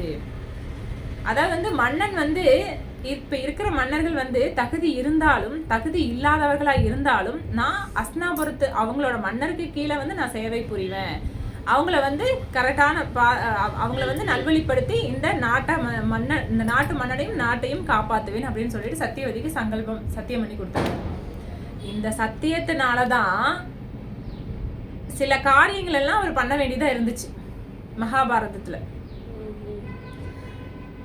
இதுக்கப்புறம் என்ன நடக்குது? இப்ப வந்து பாத்தீங்கன்னா அந்த குரு வம்சத்தை வந்து காப்பாத்துறதுக்காக அவர் வந்து சத்தியம் பண்ணி கொடுத்துறாரு. இந்த இடத்துல வந்து ஒரு பீஷ்மர் வந்து யாரு? ஒரு உயர்ந்தவர். ஆக்சுவலா உயர்ந்தவர் வந்து தாழ்ந்தவரா வாழ்றது நடக்கிறது வந்து ரொம்ப கஷ்டம். ஆக்சுவலா தாழ்ந்தவர் வந்து ஒரு உயர்ந்தவரா வேஷம் போட்டு காட்டிக்கலாம். இப்ப இருக்கிற அரசியல்வாதிகள் எல்லாம் நம்ம பார்க்கலாம். அதுக்கு உதாரணமா ஆக்சுவலா அவங்க பண்றது எல்லாமே வந்து ஒரு சிலதெல்லாம் காரியம் வந்து ஒரு மக்களுக்கு வந்து எதிராகவே இருந்தாலும் அதை மறைச்சு அவங்க வேஷம் போட்டு நல்லவங்களா காட்டிக்குவாங்க, உயர்ந்தவங்களா காட்டிக்குவாங்க. ஆனா இந்த இடத்துல உயர்ந்தவர் பீஷ்மர் அந்த இடத்துல வந்து தன்னை வந்து எப்படின்னா ரொம்ப பணிவா தாழ்வா காட்டிக்கிறாரு. அந்த இடத்துல அவர் பீஷ்மருங்கிற ஒரு அந்த பேருக்கு தகுதி, அதாவது பீஷ்மருங்கிற பேர் வந்து பேருக்கு உண்டான உரிய தகுதியோடு அவர் நடந்துக்கிறார். இந்த இடத்துல அவரோட வாக்குல இருந்து பிறலாம இருக்கிறார். இந்த இடத்துல இந்த மாதிரி அவர் வந்து வாழ்ந்துட்டு இருக்கிறாரு. அப்புறம் பார்த்தீங்கன்னா மகாபாரத போர் நடக்குது. இந்த மாதிரி குரு வம்சத்து படையில வந்து யார் கௌரவ படைகள்ல வந்து பீஷ்மர் இருக்கிறாரு. அடுத்து பாண்டவ சேனைகள்ல வந்து கிருஷ்ணா இருக்கிறாரு. இந்த மாதிரி போர் நடந்துட்டு இருக்குது மகாபாரதத்துல. இப்போ 9 நாள் போர் நடந்து முடிஞ்சிருச்சு. 10வது நாள் போர், நாளைக்கு 10வது நாள் போர். இன்னைக்கு சூரியன் வந்து அஸ்தமிச்சிருச்சு. சூரியன் இருக்கிற வரைக்கும் தான் போர் புரியணும். சூரியன் அஸ்தம் வச்சிருச்சுன்னா அந்த இடத்துல போர் புரியக்கூடாது. இதுதான் வந்து ரூல்ஸ். அப்ப இருந்த போர்ல வந்து இதுதான் ரூல்ஸ். இப்ப இருக்கிற போர் வந்து நைட்லயும் குண்டு போடுறாங்க, நைட்லயும் எல்லாமே பண்ணிக்கிறாங்க. இப்ப இருக்கிற ரூல்ஸை யாரும் ஃபாலோ பண்றது இல்லை. அப்ப வந்து ரூல்ஸ் ஃபாலோ பண்ணுவாங்க. அப்போ சூரியன் அஸ்தமரிக்கிற வரைக்கும் அந்த போர் நடக்கும். அதுக்கப்புறம் இதாயிரும். பார்த்தீங்கன்னா அடுத்த நாள் காலையில் வந்து 10வது நாள் நைட்டு வந்து துரியோதன் வந்து பீஷ்மர் இருக்கிற இடத்துக்கு வராரு. அப்போ வந்து அந்த போர்க்காலத்திலேயே வந்து ஒரு குடில் மாதிரி அமைச்சு அந்த இடத்துல வந்து அங்கேயே தங்கிடுவாங்க. அரண்மனைக்கெல்லாம் போக மாட்டாங்க. ஏன்னா ரொம்ப தூரத்தில் தான் வந்து இந்த போரெல்லாம் நடக்கும். அதனால் துரியோதனை வந்து பீஷ்மர் இருக்கிற குடிலுக்கு போகிறாரு. பீஷ்மரை வந்து தகாத வார்த்தைகளால திட்டுறாரு. ஆக்சுவலாக நீங்கள் வந்து 9 நாள் ஆயிடுச்சு, நீங்கள் வந்து பாண்டவர்களுக்கு தான் நீங்கள் சேவை பண்ணுறீங்க, ஆனால் இருக்கிறது வந்து குருவம்சத்து படையில் கௌரவ படைகளில் இருக்கிறீங்க. ஆனால் வந்து நீங்கள் சேவை பண்ணுறது எல்லாமே பாண்டவ படைகளுக்கு தான் சேவை பண்ணுறீங்க. நீங்கள் இன்னும் அவங்க பேர பிள்ளைகளுக்கு வந்து கருணை காட்டிகிட்டே இருக்கிறீங்க. நீங்கள் யாரையுமே வீழ்த்தவே மாட்டேங்கிறீங்க அப்படின்னு சொல்லிட்டு பீஷ்மரை வந்து வயதானவர்னு கூட பார்க்காம தகாத வார்த்தைகளான துரியோதனை வந்து திட்டுறா அப்படியாமா இந்த இடத்துல. அப்போ திட்டதுனால பீஷ்மர் வந்து என்ன சொல்றாரு, அவருக்கு கர்ஜனை, அவருக்கு சிங்கம் போல இருப்பாருங்களா. வயதானாலும் அவரோட கம்பீரமா இருப்பாராம். வந்து அவர் சொல்றாரா, நீ இப்படி நினைச்சிட்டே, என்னை வந்து தவறா நினைச்சிட்ட, நீ வந்து நீ நாளைக்கு பாரு, நாளைக்கு வந்து சூரியன் அஸ்தமிக்கிறப்ப வந்து அர்ஜுனோட தலை வந்து மண்ணுல கிடக்கும் அப்படின்னு சொல்லிட்டு சத்தியம் பண்ணிடுறாரு. ப்ராமிஸ் பண்றாரு அப்படி துரியோதனுக்கு ஒரே சந்தோஷம். ஏன்னா பீஷ்மர் சொல்லிட்டாருன்னா அந்த வாக்குல தவறவே மாட்டாருல்ல. பீஷ்மர் வந்து அந்த இடத்துல வந்து சங்கல்பம் பண்ணி கொடுத்துட்டாரு அப்படின்னா அந்த வாக்குல இருந்து தவறவே மாட்டாரு, வார்த்தையே மாற மாட்டாரு. அதனால வந்து ஒரே சந்தோஷம். இந்த செய்தி வந்து அங்க இருக்கிற அப்படியே அங்க இருக்கிறவங்களுக்கு அந்த படைகள்ல இருக்கிறவங்களுக்கு எல்லாத்துக்கும் அப்படியே இந்த செய்தி பரவுது. இதை கேட்டு வந்து திரௌபதிக்கும் அந்த செய்தி போகுது. அர்ஜுனர் கிட்ட போயிட்டு சொல்ற அப்படி கேட்குறாங்க திரௌபதி கேட்காட்டி, இந்த மாதிரி வந்து பிதாமகர் வந்து இந்த மாதிரி உங்களை வீழ்த்தணும்னு சொல்லியிருக்கிற அப்படி, உங்களை நாளைக்கு வீழ்த்திடுவேன்னு சொல்லியிருக்கிற அப்படி, நீங்கள் என்ன பண்ணுறது, எனக்கு இந்த இடத்துல என்ன பண்ணுறதுன்னு தெரியல. இதை கேட்டு திரௌபதிக்கு வந்து பயம். ஏன்னா பிதாமகர் வந்து எப்படி வீழ்த்திடுவார், ஏன்னா பிதாமகரை மிஞ்சறதுக்கு இங்கே யாருமே கிடையாது, அதுக்கு அவருக்கு ஈக்குவலானவங்க கிடையாது, அவங்களுக்கு மிஞ்சினவங்க யாரும் கிடையாது, பகவான் மட்டும்தான் மிஞ்சினவருன்னு திரௌபதிக்கு தெரியும் இந்த இடத்துல. அப்போ அர்ஜுனன் கிட்ட வந்து கேட்காட்டி, அவர் கையை பிடிச்சி தான் நான் நடந்தேன், அவர் கையினால சாகிறதுல எனக்கு ஒரு பெரிய பாக்கியம்தான். இதோட பதிலை கேட்டு திரௌபதிக்கு திருப்தி இல்லை. உடனே என்ன பண்ணார், கிருஷ்ணாட்ட போற அப்படி, கிருஷ்ணா என்னை காப்பாத்து, வாசுதேவா என்னை காப்பாத்துங்க, இந்த மாதிரி வந்து பிதாமகர் வந்து சத்தியம் பண்ணி கொடுத்துருக்கிறாரு துரியோதனுக்கு, ஏன்னா அவர் சத்தியத்திலேருந்து மீற மாட்டாரு, என்னை எப்படியாவது காப்பாத்துங்க, எனக்கு வந்து என்னோட கணவன் வேணும், அர்ஜுனர் வந்து எனக்கு வேணும் அப்படின்னு சொல்லிட்டு கிருஷ்ணர் கேட்கட்டேன். நான் வந்து பார்த்த சாரதிப்பா, நான் வந்து அர்ஜுனனுக்கு வந்து தேரோட்டியா இருக்கேன், நான் வந்து இந்த இடத்துல எதுவுமே பண்ண முடியாது, இவ வந்து என்னை இதை பண்ணுங்க சொன்ன நான் என்ன பண்றது, அவரு சங்கல்பம் பண்ணாருன்னா நீங்க அங்கதானே போய் கேட்கணும் அப்படின்னு சொல்லிட்டு ஒருவேளை விளையாட்டுத்தனமா கிருஷ்ணர் வந்து சொல்றாரு. இப்படி நீங்களே கைவிட்டா என்ன பண்றது ஜெகநாதரே, நீங்களே கைவிட்டா நான் எங்க போவேன் அப்படின்னு சொல்லிட்டு திரௌபதி வந்து ரொம்ப கெஞ்சி கேட்கறாங்க. கெஞ்சி உடனே சரி இரு யோசிக்கலாம், அது கொஞ்சம் யோசிக்கலாம், என்னென்ன பார்க்கலாம் இரு அப்படின்னு சொல்லிட்டு கிருஷ்ணர் வந்து என்ன பண்றாரு, கொஞ்சம் நேரம் ஆகட்டும்னு வெயிட் பண்ணிட்டு ஒரு பந்தத்தை கையில் எடுத்துட்டு பிதாமகர் இருக்கிற இடத்துக்கு வா. அப்போ வந்து என்னன்னா அடுத்த நாள் போர் அப்படிங்கிறதுனால வீரர்கள் எல்லாம் வந்து கொஞ்சம் முன்னாடியே தூங்கிடுவாங்க, அந்த இருட்டினதுக்கு இடத்துல வந்து சாப்பிட்டு தூங்கிடுவாங்க. அப்போ பிதாமகர் வந்து படுத்துட்டாரு, அவரோட குடில வந்து அவர் படுத்துட்டாரு, அவர் இருந்த இடத்துல. அவர் வந்து நைஷ்டிக பிரம்மச்சாரி. இவங்க வந்து திரௌபதி வந்து என்ன பண்றாங்க, அவங்க போட்டுக்கிற சலங்க சத்தம் கூழு சலக்குன்னு சொல்லிட்டு அந்த இருட்டுக்குள்ள தெரியாது. கிருஷ்ணர் வந்து பந்தம் முடிச்சுட்டு கொஞ்சம் தூரமா வர்றாரு. கிருஷ்ணர் என்ன சொல்றாரு திரௌபதி கிட்ட, அந்த குடிலுக்குள்ள பீஷ்மர் பிதாமகர் இருக்கிற குடிலுக்குள்ள நீ உள்ள போய் அவர்கிட்ட ஆசீர்வாதம் வாங்கன்னு சொல்ல உள்ள அனுப்பிச்சிடுறாரு. உள்ள அனுப்பிச்சோடனே சலக்குன்னு அந்த சத்தத்தோட போனங்காட்டி பிதாமகர் வந்து, நான் ஒரு பிரம்மச்சாரி, யார் என்னோட குடிலுக்குள்ள ஒரு பெண் வர்றது அப்படின்னு சொல்லிட்டு டக்குன்னு எந்திரிச்சு கோவத்துல நிக்கிறாராம். நின்னோடனே வந்து கிருஷ்ணர் வந்து அந்த பந்தத்தை எடுத்து வெளிச்சத்துல வந்து திரௌபதி தான் வந்திருக்கிறதுன்னு தெரிஞ்சோடனே வந்து சௌபாக்கியவதி பவ அப்படின்னு சொல்லி சத்தியம் பண்றாரு. சத்தியம் பண்ணோடனே வந்து கிருஷ்ணர் வேலை முடிஞ்சு வா போடா திரௌபதிக்கு ஒண்ணுமே புரியல. உனக்கு என்ன புரியலையா, அவரு சௌபாகியவதின்னு சொல்லிட்டாரு, உன் புருஷனை கொல்ல மாட்டாரு, நீ வா போல நம்ம வேலை முடிஞ்சது அப்படின்னு சொல்லிட்டு கிருஷ்ணன் பாக்குறாரு. பிதாமகர் வந்து பீஷ்மர் வந்து அப்படியே கிருஷ்ணரை பார்த்து சிரிக்கிறாரு. தர்மம்னு சொல்லிட்டு தர்மத்தையே கட்டி கிடந்தீங்களே, இப்ப தர்மத்தினாலேயே உங்களை 2 இடத்துல சிக்க வச்சனா, அங்க துரியோதன் கிட்ட நீங்க அர்ஜுனனை வீழ்த்தனேன்னு சங்கல்பம் பண்ணி சத்தியம் பண்ணி கொடுத்தீங்க. இந்த இடத்துல சௌபாகியவதியா இருக்கணும்னு சொல்லிட்டு இங்கேயும் சத்தியம் பண்ணி கொடுத்துட்டீங்க. இப்ப வந்து இந்த இடத்துல அர்ஜுனன் நீங்க எப்படி வீழ்த்த முடியும் அப்படின்னு சொல்லிட்டு கிருஷ்ணர் வந்து சொல்றாராம். அதுக்கு வந்து பீஷ்மர் வந்து சிரிச்சுக்கிட்டு அவர் வந்து கிருஷ்ணர் பத்தி தெரியும் அவருக்கு. ஏன்னா கிருஷ்ணர் தான் வந்து முழுமுதற் கடவுள்னு அவருக்கு தெரியும். அவர் வந்து விஷ்ணு பக்தர், அவர் தூய்மையான விஷ்ணு பக்தர், அவர் பிதாமகருங்க பீஷ்மர் ஆக்சுவலா. அதனால வந்து அவருக்கு தெரியும். அதனால வந்து அவர் வந்து சரி அப்படின்னு சொல்லி சிரிச்சுட்டு இருந்துடுறாங்க. அடுத்த நாள் பகல் பொழுது ஆகுது, சூரியன் வந்து உதிக்கிறாரு, எல்லாரும் வந்து தயாரா இருக்கிறாங்க போர்க்களத்துல. பீஷ்மர் வந்து பிதாமகர் அந்த இடத்துல முழு ஃபுல் ஃபார்ம்ல, அதாவது முழு திறமைகளையும் திரட்டி ஒரு அம்பு விடுறாரு. அந்த தேர்லயே சுத்துறாராம். அவர் இருக்கிற வயசு வந்து அதிகம், ஆனா அவர் தேர் அந்த அந்த அம்பு விடுற அந்த இது வந்து பாத்தீங்கன்னா ஒரு சின்ன பையன் வந்து ஒரு அம்பு விட்டாங்கன்னா எவ்வளவு ஃபோர்ஸா விடுவாங்க அந்த மாதிரி விடுறாராம். ஒரு அம்பு விட்டா அங்க 100 அம்பு போய் விழுகுதான். அந்த அளவுக்கு அவரோட ஃபோர்ஸ் வந்து அதிகமா இருக்கான். வேகம் ஃபுல் ஃபார்ம்ல போயிருக்காரு. அர்ஜுனனை கொல்லணும் அப்படிங்கிற ஃபுல் ஃபார்ம்ல போயிருக்கிறாரு. இந்த இடத்துல அம்பு மலையா தள்ளுறாராம் அந்த இடத்துல அர்ஜுனன் மேல. அவர் அப்படியே சொல்லண்டு அடிக்கிறாராம் அந்த தேர்லயே இருந்துட்டு. சொல்லண்டு அப்படியே அர்ஜுனரை வந்து சொல்லண்டு அடிக்கிறாராம்.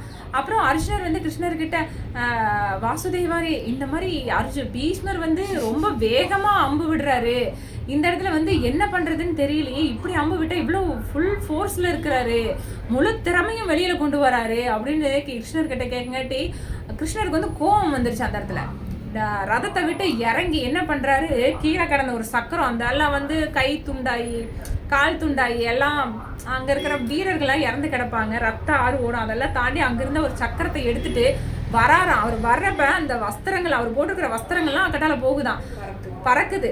அப்புறம் பிதாமகரை வந்து பீஷ்மரை வந்து அந்த ஆயுதனால தாக்கணும்ட்டு அவர் அந்த சக்கரத்தை, அந்த தேரோட சக்கரத்தை வந்து ரதத்தோட சக்கரத்தை எடுத்து தூக்கிட்டு ஓடுறாராமா பீஷ்மரை நோக்கி.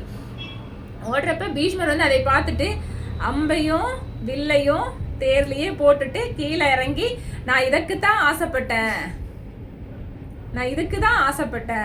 அப்படின்னு சொல்லிட்டு சரணாகதி பண்றாரு. இந்த இடத்துல நம்ம கவனிக்க வேண்டியது என்னன்னா, சமுதாய தர்மத்தையும் காப்பாத்தினார் பீஷ்மர், மத தர்மத்தையும் காப்பாத்தினார், ஆன்மீகம் வர்றப்ப ஆன்மீக தர்மத்தையும் காப்பாத்துறாரு. இப்போ வாழ்க்கை ஃபுல்லா அந்த 3 தர்மத்தையும் காப்பாத்துறாரு. அப்புறம் சரணாகதி பண்றாரு பகவான. அர்ஜுனர் பின்னாடியே ஓடி வந்து கிருஷ்ணா வாசுதேவரே நீங்க இந்த மாதிரி ஆயுதம் ஏந்த மாட்டேன்னு சொல்லியிருக்கிறீங்க, நீங்க இந்த இடத்துல நீங்க வந்து ஏந்த கூடாது, இந்த இடத்துல வந்து ஆயுதம் எடுக்க கூடாது, ஆயுதம் எடுத்தீங்கன்னா நீங்க வந்து அந்த வாக்கு கொடுத்த வாக்க மீற மாதிரி ஆயிரும் அப்படின்னு காலை பிடிச்சிடுறாரு இந்த இடத்துல. அப்ப வந்து தன்னோட பக்தனுக்காக அவரோட தன் கொடுத்த வாக்கையே அவர் மீறுவார், வார்த்தைகள் கட்டுப்படுறது. ஆனா பக்தன் கொடுத்த வார்த்தை மீறவே மாட்டாரு. பக்தன் ஒரு வார்த்தை கொடுத்தாருன்னா பகவானை பத்தி மீற மாட்டாரு. ஆனா பகவான் வாக்கு கொடுத்தாருன்னா பக்தனுக்கு ஏதாவது பிரச்சனைனா வாக்கு மீறிடுவார். அது வந்து இது ஒரு நல்ல உதாரணம் இதுங்க. அப்புறம் அந்த ஆயுதத்தை இந்த மாதிரி சக்கரத்தை கீழே போட்டுறாரு. அதுக்கப்புறம் சக்கரத்தை கீழே போட்டுட்டு திரும்பி வந்து ரதத்துக்கு வந்துடுறாங்க. அர்ஜுனரும் கிருஷ்ணரும் வந்து ரதத்துக்கு வந்து அமர்றாங்க. அமர்ந்ததுக்கு அப்புறம் என்ன ஆகுது, மறுபடியும் வந்து சண்டை நடக்குது. இப்போ வந்து பீஷ்மர் மேலே ஏறி நின்னதுக்கு அப்புறம் ஆக்சுவலா அவரு விஷ்ணு பக்தர், அவர் மகா பக்தர், அவரு நாராயணனோட தூய்மையான பக்தர், சதா நேரமும் வந்து நாராயணன் துதிச்சுட்டே இருப்பார் மனதுல. அப்போ அவர் எங்க பார்த்தாலும் கிருஷ்ணராவே தெரியுதான் அவரு. இவங்க ரதத்துக்கு போயிட்டாங்க, அர்ஜுனரும் கிருஷ்ணரும் அவங்க ரதத்துக்கு போயிட்டாங்க. போனதுக்கு அப்புறம் பீஷ்மர் அவர் ரதத்துல ஏறி நின்னா எங்க பார்த்தாலும் கிருஷ்ணராவே தெரியுதான் அவர் கண்ணுக்கு. அப்போ அவரோட அம்பு விடுற வேகம் வந்து கம்மியாகுது. ஆமா, அந்த வேகம் வந்து கம்மியாகுது. அவரு சந்தோஷமா அம்பு விடுறாராம் இந்த இடத்துல. ஆக்சுவலா அவருக்கு முழுமுதற் கடவுள் ஸ்ரீகிருஷ்ணன் தெரியும். அதனால வந்து அந்த இடத்துல வந்து சரணாகதி பண்ணதோட சந்தோஷம், பகவானை பார்த்த சந்தோஷம், இதெல்லாம் சேர்ந்து அவர் வந்து உள்ளூர மனசுல சந்தோஷம், ஆனா வெளியில கோபமா இருக்கிற மாதிரி அந்த ஃபோர்ஸ் வந்து கொஞ்சம் கம்மியாகுது. ஏன்னா எங்க பார்த்தாலும் பகவானாவே தெரியுறாங்க அவருக்கு. ஆக்சுவலா பக்தர் வந்து அதை வந்து அனுபவிப்பாங்க, அதைய ரசிப்பாங்க அதைய. அப்ப வந்து வேகம் குறையிறப்ப அர்ஜுனருக்கு வந்து கிருஷ்ணர் சொல்றாரு, அர்ஜுனா இதுதான் சமயம், அவரை வந்து வீழ்த்திடு, இதை விட்டீங்கன்னா உனக்கு சரியான சமயம் வந்து கிடைக்காது அப்படின்னு சொல்லிட்டு அர்ஜுனனுக்கு ஆணையிடுறாரு. ஆணையிட்டோடனே வந்து அம்பு போகுது. அம்பு போனோடனே வந்து அவர் வந்து அம்பு படுக்கையில் வந்து வீழ்ந்துருவார். சூரிய அஸ்தமனம் ஆயிரும். பீஷ்மர் வந்து வீழ்ச்சி. அப்போ பீஷ்மர் வந்து அம்பு படுக்கையில் இருப்பார். இதுக்கு முன்னாடி பார்த்தீங்கன்னா திரௌபதி வந்து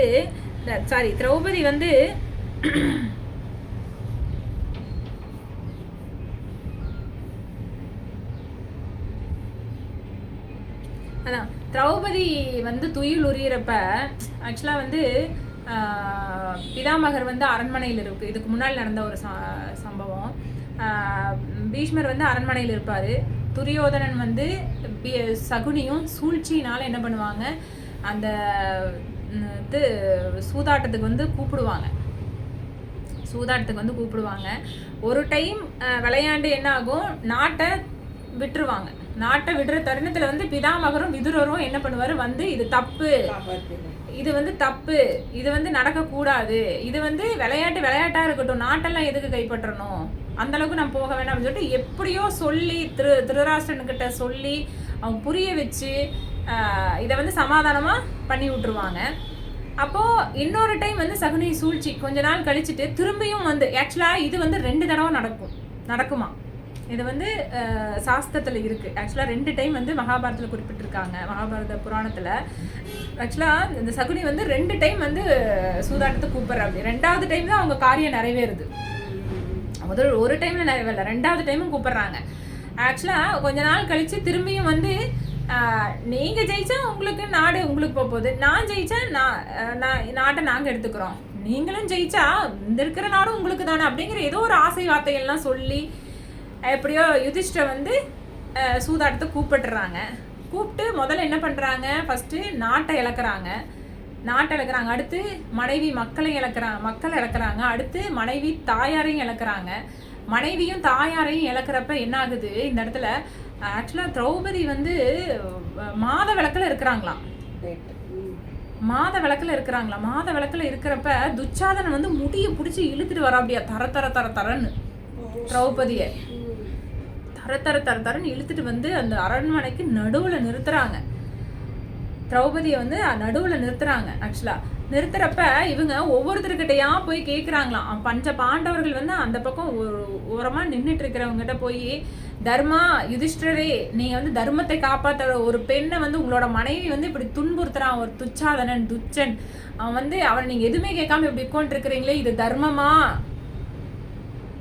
தர்மமா அப்படின்னு கேட்குறாங்க. அதுக்கும் வந்து தர்மர்கிட்ட இருந்து எந்த பதிலும் இல்லையா. அடுத்தது வந்து பீஷ்மர் உட்காந்துருக்கிறாரு. பீஷ்மர்கிட்ட போய், பெரிய புஜபலம் இருக்கு, எனக்கு வந்து பராக்கிரமம் இருக்குன்னு நீங்கள் வந்து தோல் தட்டிக்குவீங்களே பீஷ்மரே, நீங்கள் வந்து உங்களோட மனைவி வந்து இப்படி இழுத்துட்டு வராங்களே, ஒரு பெண்ணை வந்து இப்படி மானபங்கப்படுத்துறதுக்காக எல்லாத்து மூலையும் கூட்டிகிட்டு வர்றாங்களே, நீங்கள் எதையும் கேட்க மாட்டீங்களா, நீங்கள் வந்து நிறைய பலசாலியே, நீங்கள் இதை கேட்க மாட்டீங்களா அப்படிங்கிற பீஷ்மர் வந்து இப்படி எந்திரிக்கிறப்ப திருதராஷ்டிரன் தர்மர் என்ன பண்ணுறாரா, கையை பிடிச்சி இழுத்துடுறாராம்.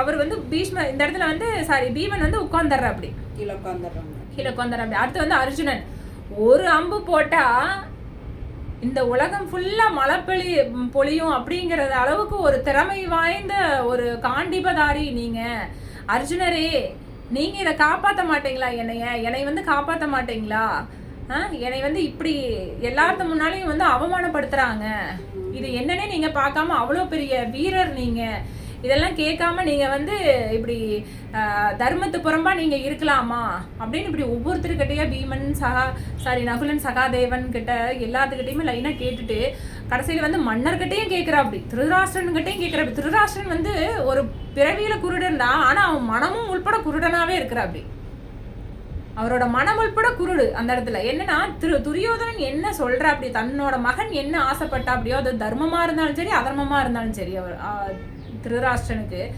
அது வந்து மகன் ஆசைப்பட்டான்னா அது சரிதான் அப்படின்னு நினைக்கிறவர் தான் வந்து திருதராஷ்டிரன். இப்போ வந்து திருதராஷ்டிரன்கிட்டே வந்து கோரிக்கை வைக்கிறாங்க. திருதராஷ்டிரனும் வந்து எதையுமே கண்டுக்கிறது இல்லை. பிதாமகர்கிட்ட போய், பிதாமகரே தர்மமே வாழ்க்கையை வச்சு நீங்க வாழ்ந்துட்டு இருக்கிறீங்களே, என்னை வந்து இவ்வளோ சித்திரவதை பண்றாங்க, நீங்க இதை பத்தி கேட்கவே மாட்டீங்களா?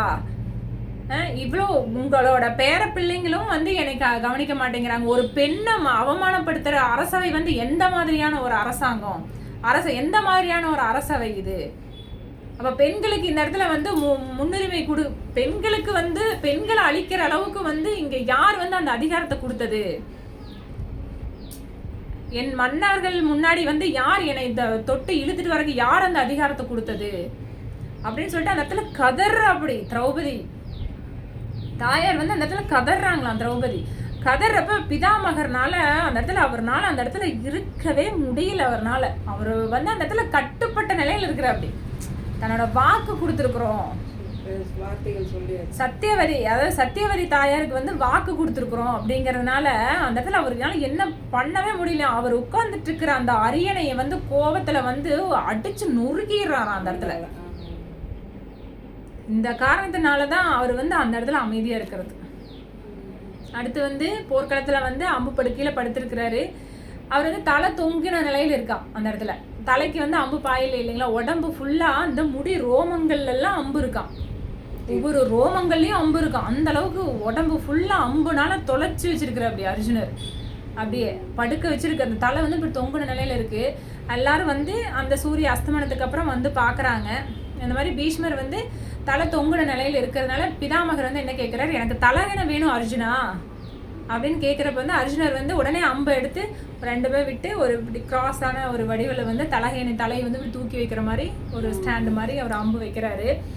இந்த இடத்துல வந்து கிருஷ்ணர் ஒரு முனிவர்கள் எல்லாம் வந்து இருக்கிறாங்க. ஏன்னா பிதாமகர் வந்து ஒரு பெரிய ஒரு மிகப்பெரிய ஒரு தர்மர். ஆக்சுவலா தர்மத்துல வாழ்ந்தவர்.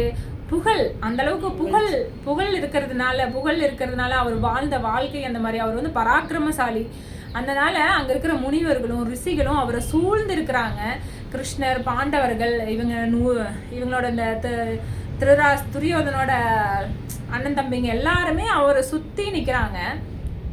இந்த இடத்துல வந்து பாத்தீங்கன்னா பிதாமகரோட கடைசி வாக்குமூலம் என்னவா இருக்குன்னா, யுதிஷ்டர் வந்து இனி வந்து எப்படியும் வந்து யுதிஷ்டர் தான் ஜெயிப்பாங்க அப்படிங்கிறது வந்து தெரியும். கிருஷ்ணருக்கு தெரியும், பீஷ்மருக்கும் தெரியும். ஏன்னா வந்து கிருஷ்ணர் வந்து யுதிஷ்டர் தர்மர்கிட்ட என்ன சொல்றாரா, அதாவது வந்து பிதாமகர் வந்து இறக்குற தருவாயில் இருக்கிறதுனால நீ வந்து ஒரு மன்னர் வந்து எந்த மாதிரி ஆட்சி ஆளணும், எந்த மாதிரி மக்களை பார்த்துக்கணும் அப்படிங்கிறத வந்து அவர்கிட்ட கேட்டு தெரிஞ்சுக்க அப்படின்னு வந்து கிருஷ்ணர் வந்து சொல்றாரு. இந்த இடத்துல யுதிஷ்டர் கிட்ட சொல்றாரு. யுதிஷ்டரும் போயிட்டு அவர் வந்து உடம்பெல்லாம் அம்புனால குத்தி கிடக்குறாரு. இந்த டைம்ல போய் நான் கேட்டா அது சரியா இருக்குமா வாசுதேவரே அப்படின்னு கேட்டு, இல்ல சரியா தான் இருக்கும், நீ போய் கேளு, இந்த டைம் நீ போய் கேளு அப்படின்னு கிருஷ்ணர் சொல்றாரு. சரின்னு சொல்லிட்டு இவரும் போய் யுதிஷ்டரும் வந்து அந்த இடத்துல கேட்கிறாரு. கேட்கிறப்ப வந்து மக்களை வந்து பாகுபாடு இல்லாம மக்களோட சந்தோஷம் தான் தன்னோட சந்தோஷம்னு எடுத்து மக்களை வந்து குழந்தைகளா பாவிச்சு ஒரு மன்னன் வந்து ஆட்சி புரியணும் அப்படின்னு சொல்றாரு. சொல்றதை கேட்டு வந்ததுக்கு அப்புறம் கிருஷ்ணர் வந்து திரும்பியும் நீ இன்னும் போய் கேளு, இதெல்லாம் பத்தாது, இன்னும் நிறைய நல்லா சொல்லு அப்படின்னு சொல்றாரு கிருஷ்ணர். உடனே வந்து யுதிஷ்டரும் போய் கேட்கிறாரு. கேட்டதுக்கு அப்புறம் வந்து ஒரு தர்மத்து பாதையில இருந்து மக்களையும் வந்து ஒரு ஆன்மீக தத்துவத்தை கொடுக்கணும். மக்களுக்கு வந்து எல்லா சலுகைகளும் கொடுத்தா பத்தாது, ஆன்மீக நிலைகளையும் அவங்களுக்கு உயர்த்தி கொடுக்கணும் அப்படின்னு சொல்றாரு. அவர் சரின்னு சொல்லிட்டு கிருஷ்ணர்கிட்ட வராது, அதெல்லாம் பத்தாது, இன்னும் நீ நல்லா போய் கேளு, இன்னும் நிறைய வேணும் கேளு அப்படின்னு சொல்றாரு. இன்னும் வந்து நிறைய தர்மங்களை வந்து நீ கேட்டு தெரிஞ்சுக்க, ஏன்னா அவரோட கடைசி வாக்குமூலம் உனக்கு ரொம்ப உதவியா இருக்கும் அப்படின்னு சொல்லிட்டு கிருஷ்ணர் வந்து அவர் தூண்டி கொடுத்துட்டே இருக்கிறாரு யுதிஷ்டரும் போயிட்டு நிக்கிறாரு. அப்புறம் பிதாமகர் சொல்றாரு, உன்னைய திரும்ப அனுப்பிச்சு விடுறாரு இல்லையா, அவர்கிட்ட நீ சொல்லு, என் உடம்பு ஃபுல்லா வந்து அம்புனால தைச்சிருக்கு, இந்த அம்போட வழியெல்லாம் போக்க சொல்லு, நான் உனக்கு பரம ரகசியத்தை நான் சொல்லித்தரேன் அப்படிங்கிறாங்க. இப்பதான் பாயிண்ட்டுக்கே வராரு அவரு. பரம ரகசியம் சொல்லித்தரேன், வாழ்க்கையோட ரகசியம் என்னன்னு உனக்கு சொல்லித்தரேன் அப்படின்னு சொல்றாரு. உடனே வந்து கிருஷ்ணர் அதை பார்த்துட்டு அவர் வழியெல்லாம் அடுத்த கணமே வந்து போக்கி தராரு. உடனே வந்து யுதிஷ்டா, நீ வந்து ஒரு அதிர்ஷ்டக்காரன், நீங்க எல்லாருமே பாண்டவர்களெல்லாம் நீங்க பெரிய அதிர்ஷ்டசாலி. ஏன்னா இந்த உலகத்தையே ஆள்ற பகவான் வந்து உங்களுக்கு நண்பனா இருக்கிற, அப்படி பரம ரகசியம் கூட பக்கத்துல இருக்கு. பரம ரகசியத்தோட தான் நீங்க வந்து வாழ்க்கையோட எது குறிக்கோளோ, எது இறுதி இலக்கோ, அவர் தான் உனக்கு நண்பனா இருக்கிறாரு. அவருங்கிற குளிக்கிற இடத்துல குளிக்கிறீங்க, அவர் ஒரே நதியில குளிக்கிறீங்க, ஒரே தட்டுல சாப்பிடுறீங்க, ஒரே இடத்துல விளையாடுறீங்க. வாழ்க்கையோட பரம ரகசியமே பகவான் தான். இவரு தான் முழுமுதற் கடவுள், இவரு தான் நாராயணன் அப்படின்னு சொல்றார் தர்மருக்கு. இது வந்து பாகவத்துல கொஞ்சம் லாங்கா போகும். அதோட முக்கியமானது இதுதான், பாயிண்ட்ஸ் இதுதான்.